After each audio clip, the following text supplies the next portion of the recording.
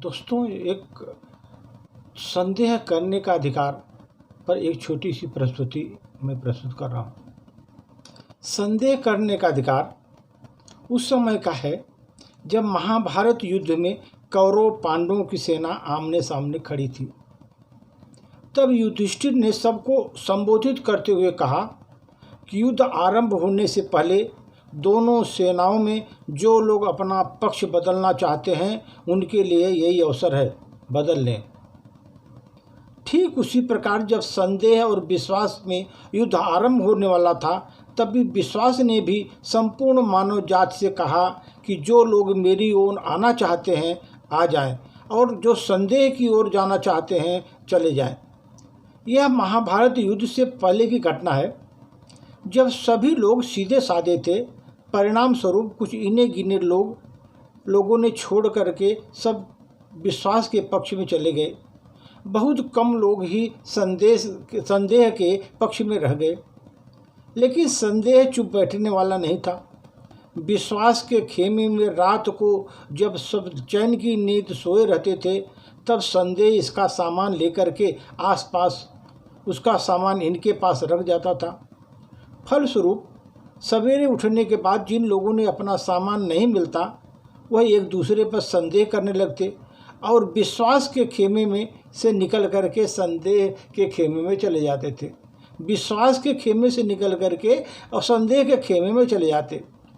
स्थिति यहाँ तक पहुँच गई कि बायां हाथ भी दाहिने हाथ को छोड़कर संदेह के खेमे में बदल चला गया। तब दुखी होकर एक शायर ने लिखा, जाने क्या वक्त है हर बार बात पर शक होता है, जाने क्या वक्त है हर बात पर शक होता है, अब तो हाथ में उस हाथ पर ही शक होता है, अब इस हाथ का उस हाथ पर ही शक होता है। सब लोग संदेह के पक्ष में चले गए। रात में चैन से सो नहीं पा रहे थे। बचे खुचे लोग जो अभी विश्वास के खेमे में रह गए थे, वो अपना घोड़ा बेचकर निश्चिंत सो रहे थे।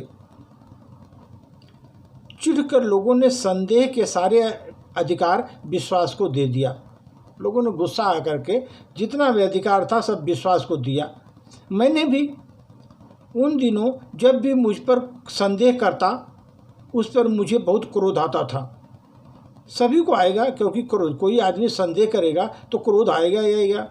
लेकिन जब मैंने विचार किया तो लगा कि यह संदेह पर अत्याचार है। अगर संदेह पर अगर आदमी कोई अविश्वास करता है तो संदेह पर अत्याचार है। उसे एक अधिकार तो मिलना चाहिए। संदेह को अधिकार राइट टू डाउट, क्योंकि जो भी मेरे ऊपर संदेह करता है वह शत्रुता के कारण नहीं करता। जो भी मेरे ऊपर संदेह करता है वह शत्रुता के कारण नहीं करता, अपनी सुरक्षा के लिए चिंतित होकर करता है। अपनी सुरक्षा के लिए चिंतित होकर संदेह करता है।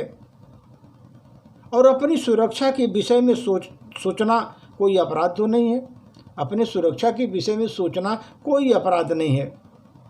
हम भी तो अपनी सुरक्षा का ध्यान रख करके दूसरों को शक की नज़र से देखते हैं। इसलिए शक करने वालों पर क्रोध करना उचित नहीं है, खासकर इस जमाने में जहां भाईचारा निभाने के लिए लोग भाई भाई तक को चारा समझ लेते हैं। भाईचारा निभाने के लिए भी लोग अभी भाई भाई को चारा समझ लेते हैं। फिर भी हमारे माथे पर लिखा तो नहीं है कि आदमी कभी धोखा देगा, क्योंकि सर शक करके निगाह से देखने वाले को आजकल परिवार में कहीं भी शक जो ऐसा है कि वो अत्याचार के रूप में आ जाता है और शक से पूरा ही जो रिलेशन है खराब हो जाता है। लोग एक दूसरे पर संदेह की दृष्टि से देखते हैं।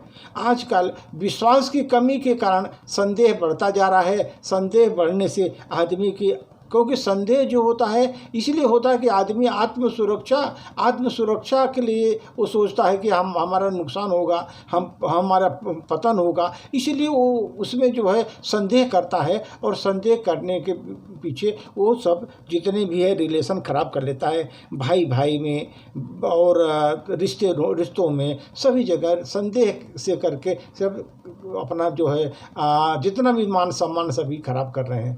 धन्यवाद सर।